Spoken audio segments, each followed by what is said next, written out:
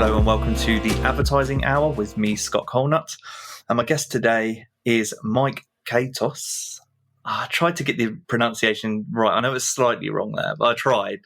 CEO of Playing the Field.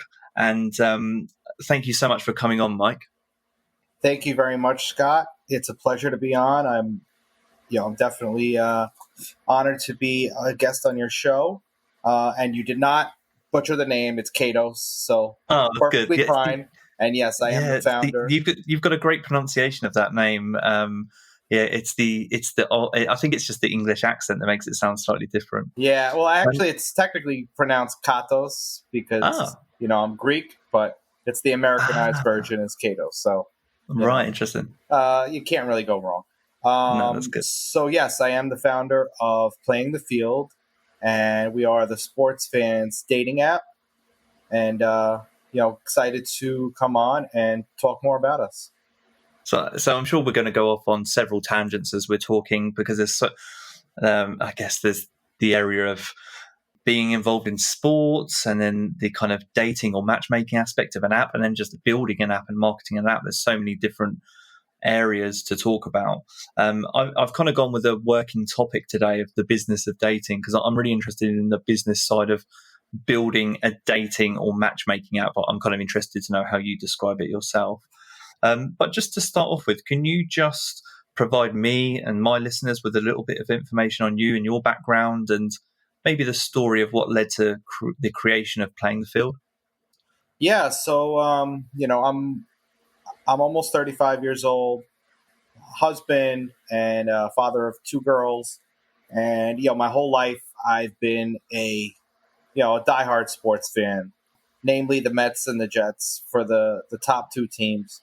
And a few years ago, it's going back about 4 years now, I was sitting on dating apps trying to find the right person for me, and I went on several different dating apps. I tried out the Tinder, and it was very basic, not much substance to learn about who a person was.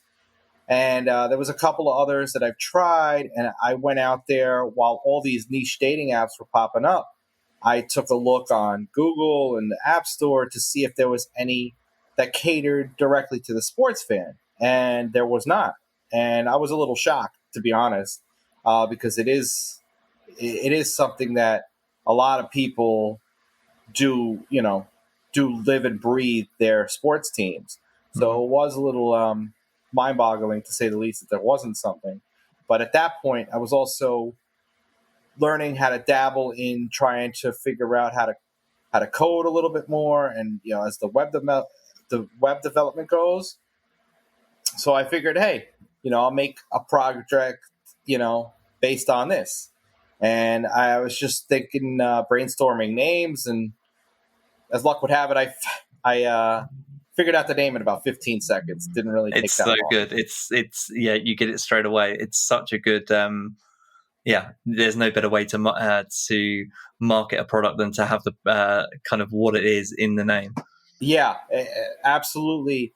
And it's I ended up trademarking the name, but before I even did all that, like, I was still on the dating apps. I was, I had the hamster wheel turning in my head. But like a month later, I met my wife on another dating app.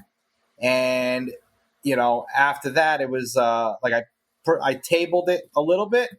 That hamster wheel is still turning. Like, I couldn't shut it off because, I knew that there was a problem that needed to be solved. And, after the dating stage and the marriage and, having the kids and having everything slow down a little bit, that's when we decided to just pick it back up. And, now we're working on it together, it's been fun. Then I went out and trademarked the name. We got the trademark for the Playing the Field rights to use that name. And since then, that was official this past January. And after the quarantine hit, I got furloughed from my job and my day job, and gained about 50 to 60 hours a week. And I just went to town on trying to get an MVP out there. And on April 15th, we launched a beta version on a web app version on April 15th of this year. It's such an interesting journey, and I mean, there's a few angles that I'm going to go off on here, but firstly, so when you were creating the root of the app started with a project because you were self-teaching to code, is that right? Yeah. Right. So, and then the name fell into place, and from there, the vision started to be created. So, is it fair to say that as soon as you had the name, the pieces started to fall in place from there? Yeah, I mean, it definitely made it a lot easier, to say the least. That name definitely brought on a life of its own, and it definitely made figuring out the concept and fleshing out the concept just came a lot more natural with the name being what it was. And since you have you since got developers on board to help you with the project, or are you still coding and doing that part of it yourself? Right now, I am still going solo. Wow. Yeah. Apart from the help with your wife, Yeah. I mean, really, it's more on the financial aspect. Yeah, we're just working together as far as budgeting, and right now we're just outsourcing a few people for a few little small projects, but nothing, nothing really in depth just yet. Because the other side of it, which again, when you first came on my radar, the name I got straight away, and then the tagline, which I think is "Find Your MVP" or something along those lines, isn't it? Which is, again, it just reinforces it straight away, and you're like, okay, I know what this is about. I couldn't believe that I hadn't seen anything like this before, because it makes so much sense. So those things start falling into place. But then the third thing, which I think is kind of I guess the trifecta, the thing that reinforces everything for me, is then the branding, and the branding is spot on. So is the branding something that you're working on yourself as well? Yeah, I'm. A lot of the ideas have come from what I've drawn up, but I've outsourced a few items, because, like, as far as like logo creation and stuff, I wanted somebody that had a little bit more experience, but I would give them pretty much the outline of what I wanted to look like, and they would come back and send me pretty much exactly what I described to them. There's a really there's a funny element to this as well, which is kind of you yourself having been experienced dating apps and then launching this project, and then finding your I guess you didn't know at the time, but your eventual wife at that period. It's kind of a funny thing to imagine that you have to spend your days kind of working on a dating app with your new wife. I know that when I was preparing to talk to you, I was in the background looking at Playing the Field and so forth, and kind of conscious of my girlfriend. I've been with my girlfriend a long time, kind of looking over my shoulder and like, what are you doing? So I guess are you both in? I guess, have you both got a shared vision for the project? It originally started out as a project that was your vision entirely, but is the vision now shared with your wife for Playing the Field? Yeah, we actually started talking about it, I think, even on our first date, to be honest with you. Oh, wow. Because, it was in my head. I couldn't get it out of my head at that point. So, and, she thought it was a great idea back then, and she knew that, the hamster wheel kept turning and I couldn't really shut it off. It was little by little, couple of ideas would just pop into my head, and, I would run with them, but never really did anything with them. I just, wrote them down, and I'm like, if we ever do end up doing it, this is what I wanted to have. This is how I wanted to act like. She's definitely fully on board with this, and that's great. She's a sports fan as well. I'm a Jets fan, but she's a Bills fan, which, we're kind of at each other's necks when the Jets play the Bills. But other than that, I root for the Bills. She roots for the Jets. As long as we're not playing each other, it's really a nice give and take over there. And, her family is, huge Bills fans as well. So, it was it was great to to have that sports connection, and that's what I was looking for. And it just so happened that after a long time of trying to focus on trying to find a sports fan, it wasn't easy, and I wanted to make it easier for other people going forward. Yeah, and when you were doing, is it fair to say that there aren't in the world of sports and the world of dating, there isn't an app or isn't anyone that's tried this yet? Is that fair? See, there are some that are along the same lines, Mm-hmm. but not completely where we are and what our goal is. There's been a lot where they focus on like athletic people that Right. like to work out, people that like to run, and we want those on our site as well. But ours is primarily focused more on like the team sports fans, and because our profiles on the dating app itself is in the shape of a trading card, like you would see Yeah. a baseball player or a basketball player on a So trading it's card. really, really good. It's really clever. Thank you. And that card also will have the colors of your favorite team. You could pick up the 5 favorite teams, but your top team would have, say you're a Mets fan. Your card is going to be blue and orange, and all your stats will be showcased on it in your photo, but you're going to have a blue and orange card. And if you are a say a Jets fan, you're going to have a green and white card. A Raiders fan, you'll have a black and silver. I know you're probably big on soccer or football, as you guys call it, over there, Yeah. I'm sure. And we do have plans to move out over there in the future, but right now we're starting with a U.S. release, and we're gonna, I have all the soccer teams already uploaded into the database, so that's not going to be a problem. I have that, pretty much a full go when we're ready to go over to, marketing it to the overseas market. You touched on, as you were talking, one really, but I think it's a really important lesson, not just for entrepreneurs or business people, but any creator of anything out there, anyone that's creative, and that's if something is on your mind, you refer to it as the hamster wheel is constantly turning, and you can't shut it off. It probably means there's a good idea there that you should explore. And that's something I've been speaking to people about recently. If you kind of lay down at night and your mind is buzzing around those ideas, or you're in the shower and that's the thing that comes to mind, you should really explore it, because you never know whether it's going to lead. And I just think that's a great lesson that you shared as you were talking. One thing I'm curious about before moving on and talking about playing the field in a bit more detail, how I as a huge sports fan, how are you finding this period in the pandemic of not having many live sports? Definitely struggling personally.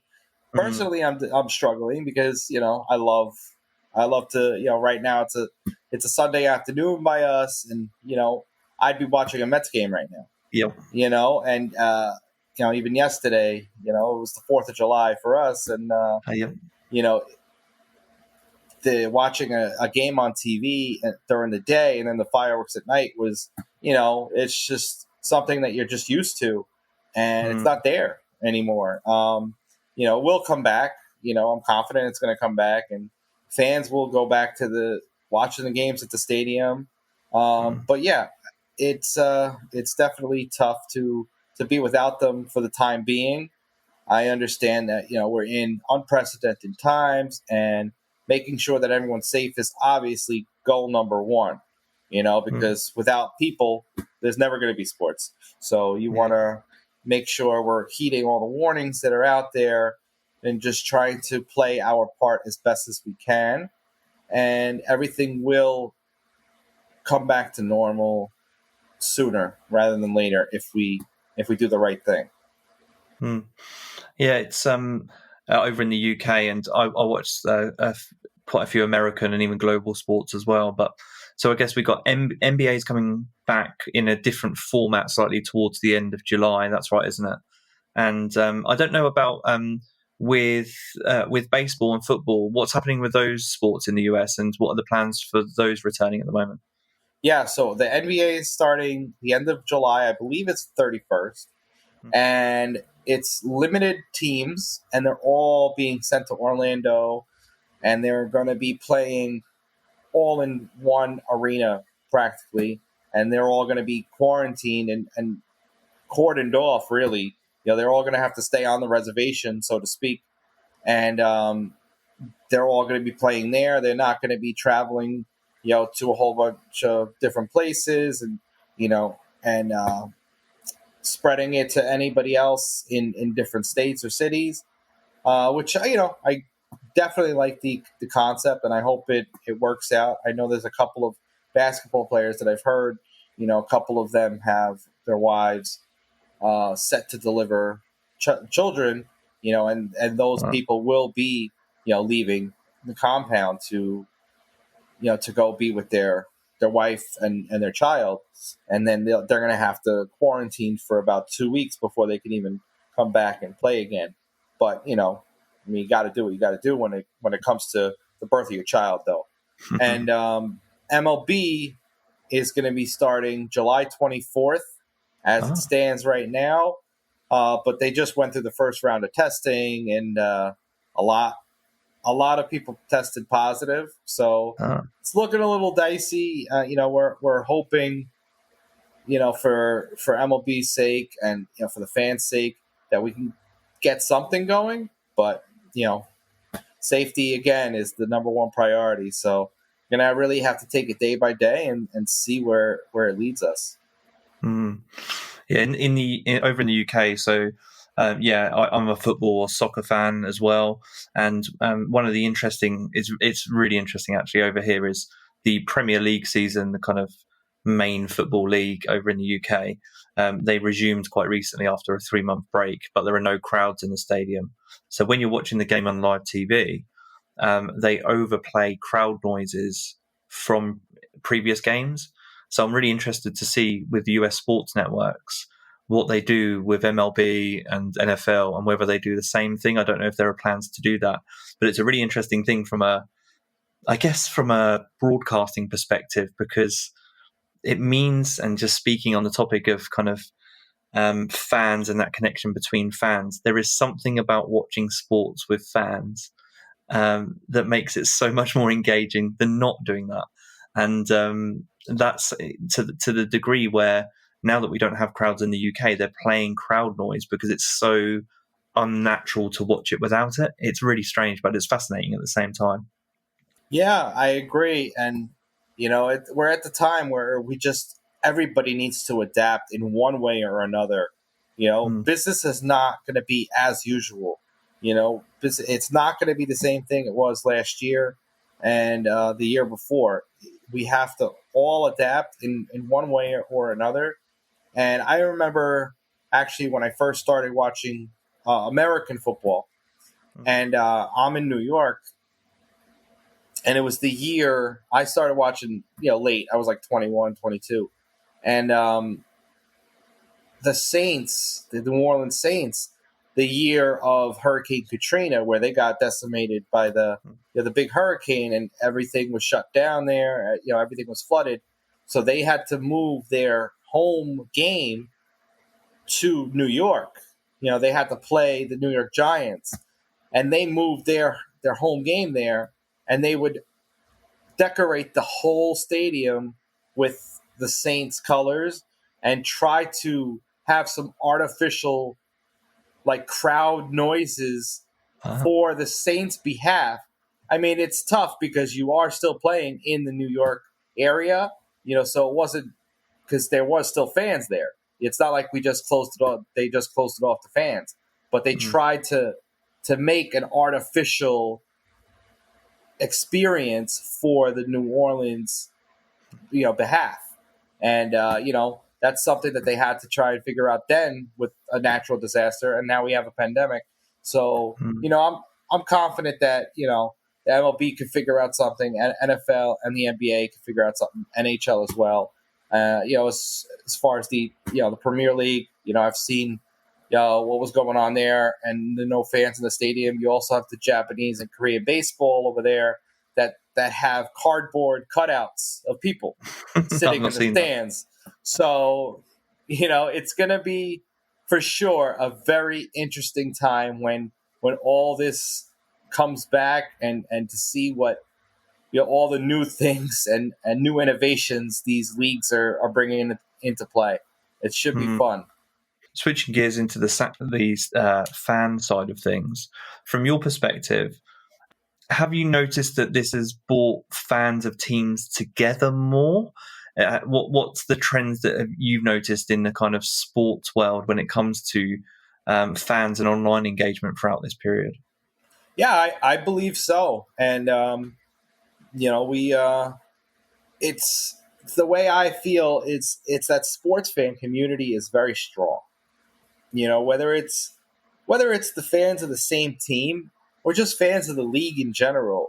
You know, it, I'm a Jets fan and I don't like the Patriots, but at the end of the day, we all want football to come back. We Right. all want I'm a Mets fan. I don't like the Yankees, but we all are in agreement. We all want baseball to come back because that rivalry, that friendly rivalry, it's really what makes sports fun. And we all understand that, and we love to watch it unfold. And it's just something that's a part of us, and that's what I want. I mean, right now, playing the field is a dating app, but that's not what it's going to end up becoming. It's I want it to be a full sports fan community where all sports fans can come and congregate, whether they are in a relationship or if they're not. Mm. I want people to understand that they're all cut from the same cloth, no matter what your profession is. You could be a lawyer or a gas station attendant, but if you're both fans of the same team or the same league, you always have that passion instilled in your core that you could always relate to somebody else with. And it doesn't matter what your profession is, your economic status is. At the end of the day, you all share that. It's actually it must be a really strange time, and maybe you can speak on this a bit, but being involved in the dating app world, and we'll talk about visions and plans beyond just the dating side of things, but for now, just being in the dating app world, I guess you have the goal of wanting to bring people together, but then obviously you're in a pandemic, so you must be in a moral conflict of trying to do that and encourage that safely. Is that something that you've encountered so far over these last 6 months or so? Well, I mean, since the beta has just started out, Mm. we haven't, we've been, getting users in a steady pace, but nothing to the level of some of the top dating apps right now. Yeah. And also with sports not happening, these sports fans really can't meet up and go and watch a sports game together, which it hampers things a little bit. But as now that the sports are starting to come back, we are trying to get into sports bars and restaurants to try and get people together and root for their teams, root for the sports, and Yeah. meet So in a way, and meet each in a other way, in it the was. process. Yeah, in a way, it was good timing to have a little bit of have a period. It's a bit of a blessing in disguise, allowing you the time to build the app so that when the leagues and the sports return, you can then market to fans and have you mentioned an MVP, but an enriched product for them to use, an enriched service. So it sounds like maybe it's been a bit bittersweet for you. Yeah, absolutely. We're Mm. definitely we've had the time to work on improving some of the things on the app, trying to get feedback. We've had have about 200 users at the moment, and we've gotten good feedback. We've caught some of the bugs that have been going through, and we hope that by NFL kickoff we can have a more polished version out for everyone to use full force when that all comes back. And speaking on this is something I'm particularly interested in. So going back to your background and the context of building this, you're building it yourself. You're doing a lot of the branding, though you said you're outsmalling a small amount, and obviously support from your wife as well. And then comes the time where you've kind of got a product to launch or a service to launch, and you've got to start getting feedback. Where are the places that you started with in terms of getting feedback? Really, the users. We've just been asking the users to provide us with their thoughts on how it works and the concept of the app. We've gotten great reviews as far as the concept goes, and there's been a couple of things that people wanted to see added, which we are now working on trying to add additional features to help it really update that user experience in their favor. And we're just going day by day and trying to get that app to where it needs to be to really resonate with the sports fan community. Yeah, and those first 200 users or 200 or so users, how did you find them? Were they friends, family? No, social media, just pushing it out. Ah. We haven't really done much paid marketing, Yeah. but we did do one small campaign where we had a couple of videos made with the influencer via TikTok, and that netted us a decent amount of people. And then also, just the organic social media reach, via Twitter, Instagram, just spreading the word. Hey, we're here. We're a sports fans dating app. Come and check us out. We're in beta now. And, people were interested in seeing what it was about. Sign up and play around with the app a little bit and let us know what they think. That's interesting that you talked about starting with maybe an influencer on TikTok as well, because I hadn't really thought about it. But I think you mentioned that did you say you're in your 30s? Yes. Yeah, I am too. And I was just thinking about, with dating apps, it's typically, though not always, a younger demographic. So I guess in terms of your marketing, what demographic are you aiming for? Well, right now we would like to, try and get the college kids involved. That 18 to 22, 18 to 24 type of range. But we welcome people of every age, as long as you're over 18. We welcome you to come and try out the app. It's at playthefielddating.com. If anyone is interested in the U.S., it's only available in the U.S. at the moment. And you just sign up. Takes a couple of minutes, and you can come and check out how it's laid out, and let us know how you like it. What you would like to see added, and we're just welcoming any kind of feedback at this juncture. Well, I'm definitely going to be linking to the app in the show notes anyway. But yes, the focusing on college students is fascinating, because also that gives you a very clear marketing plan in a way, because you can approach colleges. And just a moment ago, as you were talking, you said you were started to focus on sports bars, and I think you said restaurants as well. Maybe can you speak on some of your initial marketing plans and the things you're trying? I noticed that aside from this podcast, you've also appeared on a few other podcasts, so that seems to be kind of loosely part of the marketing plan as well.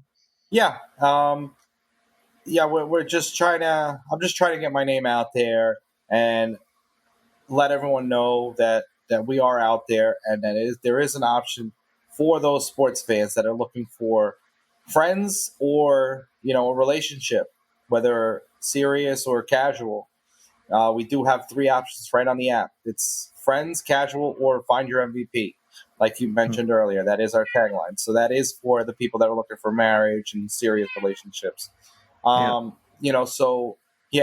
podcast that I can get on, absolutely, I welcome them all.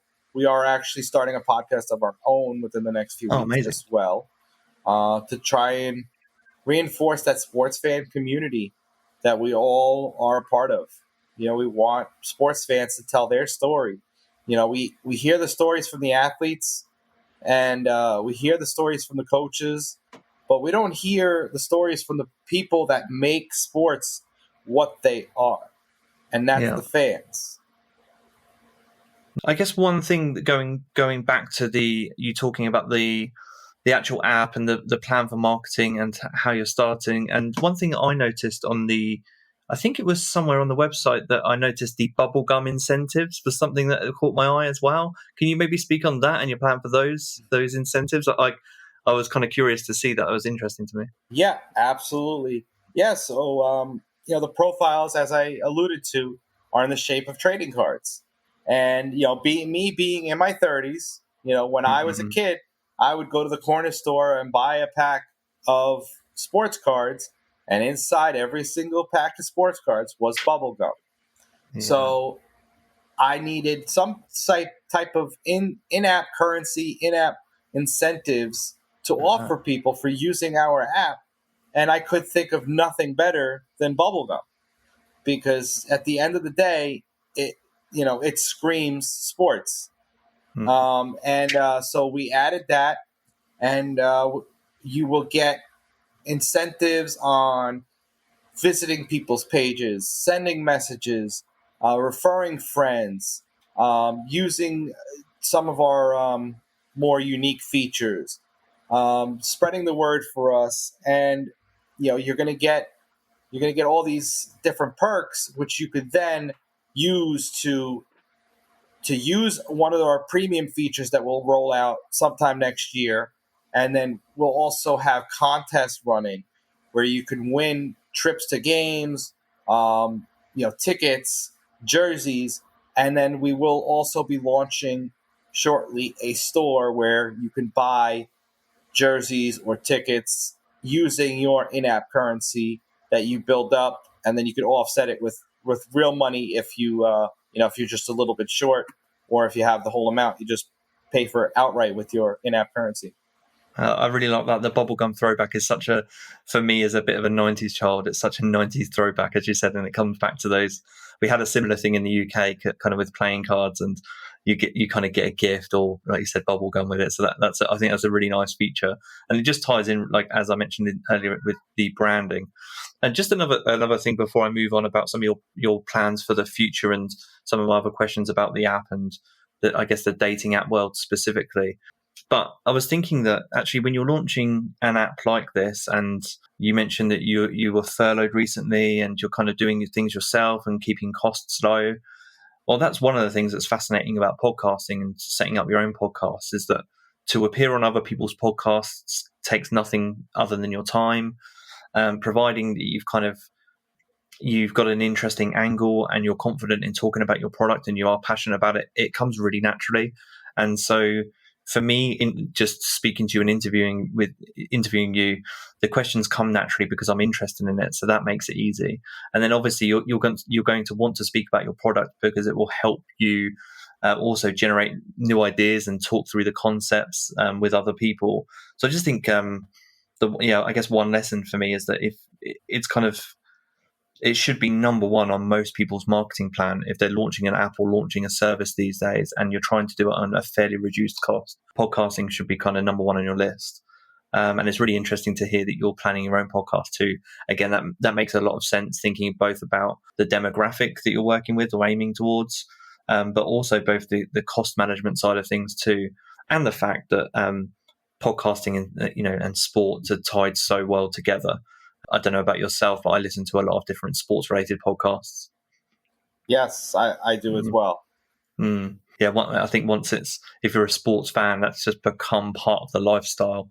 It's almost like I'm a big MMA fan, so you have kind of the prelims, you have the MMA or the pay-per-view, and then you've kind of got post-fight analysis. And then for the week after, until the next fight, you've got the podcasts which talk about the events. And that's kind of almost my daily routine at this point, is all of the podcasts leading up to new events or just reviewing the ones that have just gone.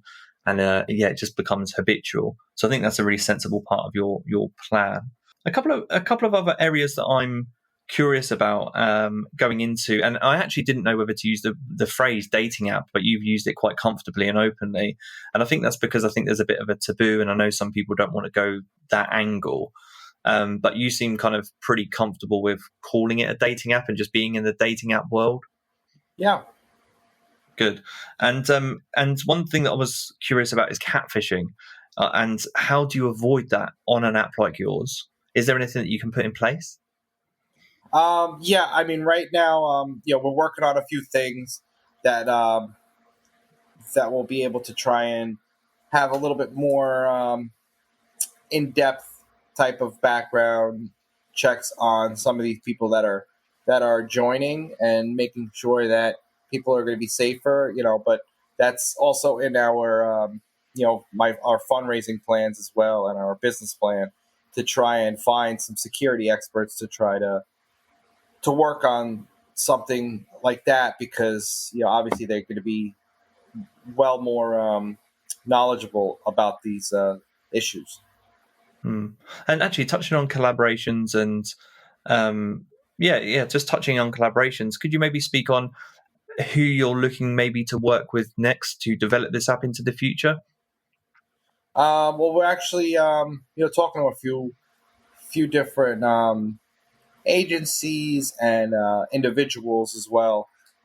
Really, it's just a matter of we want to try to get our name out there, try to get some crowdfunding going to raise some capital right now, to try to hire development teams, either in house or out third party agencies, or something like that. So I've been talking to a lot of different providers for that. Yeah, that makes sense. And I'm assuming you'll kind of want to get that in place before the football season starts, in particular toward nearer the end of the year. Yeah, I mean, we're gonna go forward with this version and make iterations on this version as much as possible. Right now, it's really just been me, so I'm gonna keep pushing until somebody comes and bites and tries to help us grow this even further down the line. But I have to do what I have to do, and if the fundraising doesn't come, I don't have another choice but to just keep going with it the way I've been doing it. Hmm. Well, you're certainly in an area that's booming. So regardless of fundraising or not, it's I guess it's an area that's booming, but there is a lot of competition. I do truly believe that you've got a unique angle on it, though. Again, that's kind of what stood out to me immediately. But on just your thoughts on dating culture, I'm really curious. That was the other burning question for me. Is so you're married now, you have children. You're working again or targeting a slightly younger demographic with this, and dating culture has changed dramatically over the last 10 years. I guess what are your thoughts? Do you think it's a good thing in the way it's changed? Do you think it's a bad thing? Do you ever find yourself morally conflicted? See, when I first started using dating apps, I was very uneasy about it. Being a '90s child like yourself, and it just that just didn't seem like the way to meet people. But then, as we got further along, it just became a lot more normal.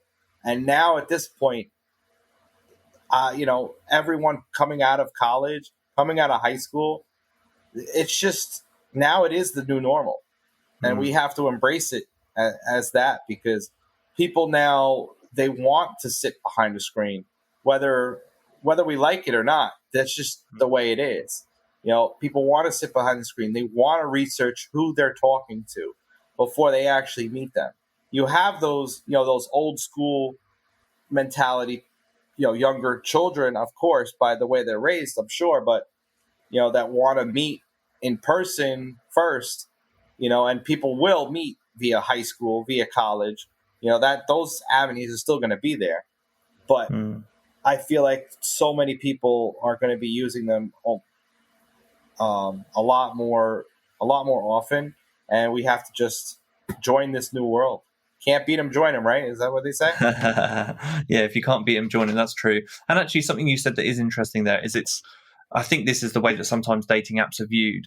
Is I think there is I think there is a moral or an ethical commitment or maybe code that dating apps should follow. Actually, I'll speak on that in just a moment. There's been an interesting case, I think, recently in the UK with one. Um, but I think that at the same time, as you said, those other options are still going to be there for people to meet. So all you're doing is adding in an additional option. The option of people meeting outside of the virtual kind of or internet-based world is still there. You're not taking that away.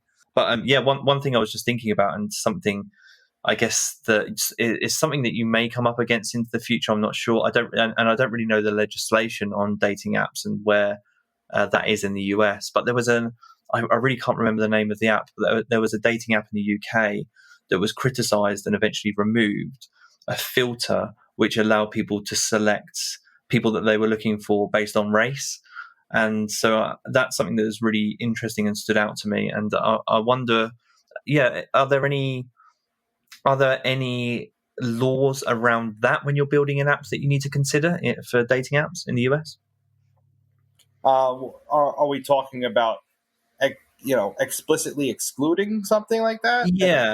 What are Yeah. the laws for that? No, I mean, obviously, if everyone will be there for everyone to see, and if somebody decides that they don't want to, hit like on a person, then that's their preference. I Yeah. can't control what people do, but we will not exclude anybody from joining our app. Absolutely not.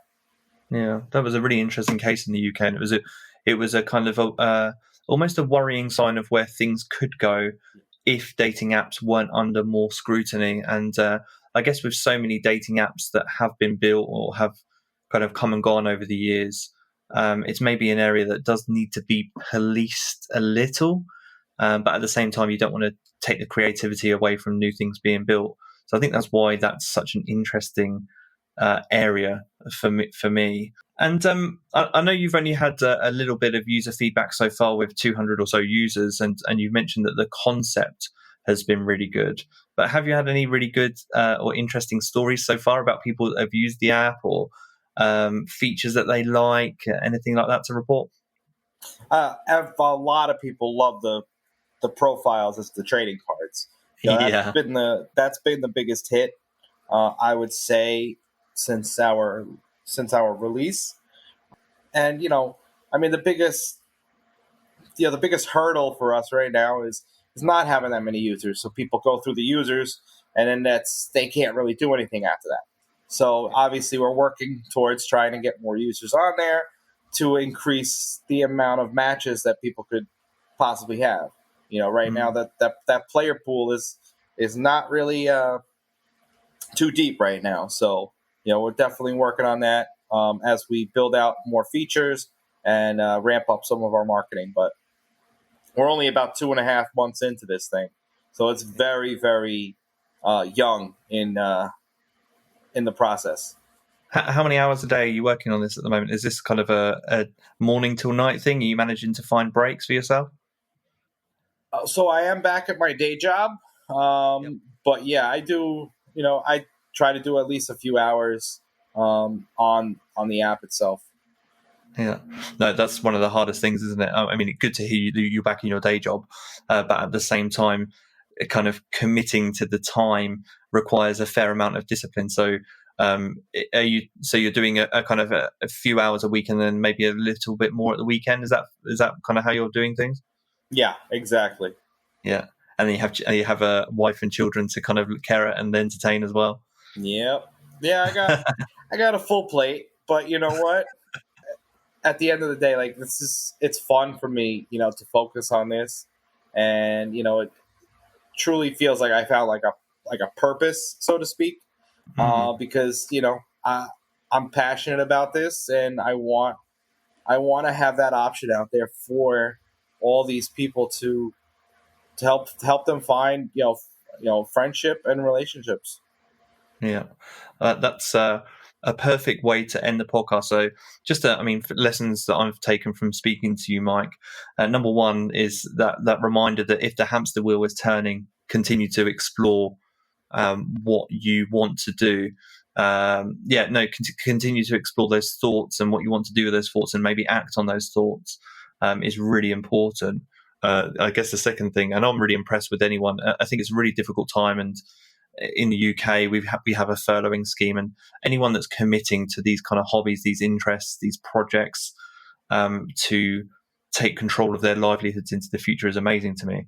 So I think that you've done an amazing thing to just build what is immediately attractive, and from a marketing perspective, you understand what this is straight away as soon as you see the branding. And that for me means you're kind of already halfway there. You've got the hook, to hook someone in. So I'm going to obviously recommend to people and link in the show notes where they can find your app.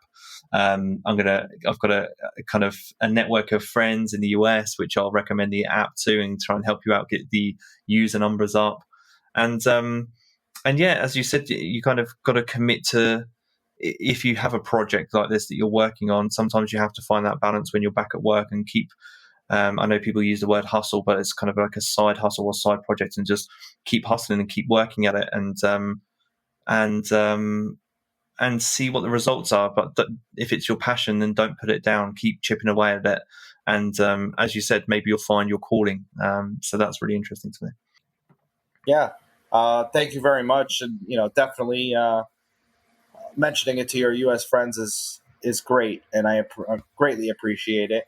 Yeah, I definitely want more people to check it out. Like you said, you're going to put it in the show notes, but I might as well just tell you where to find us right now, real quick. So the web app is in beta, and it's available right now at playthefielddating.com. There is no mobile download version just yet. We are working on that, but you can use it just like you would a mobile app right on that website. And we're also on all the social channels. We're on Facebook, Twitter, Instagram, and TikTok, all at Play the Field Now. And you could also find us on LinkedIn at Playing the Field. Amazing. Thank you so much for your time, and I wish you all the best for this journey, for this moving forward. And everyone go to the app and find your MVP. Take care, Mike. Thank you. Have a good one. Thanks. And you.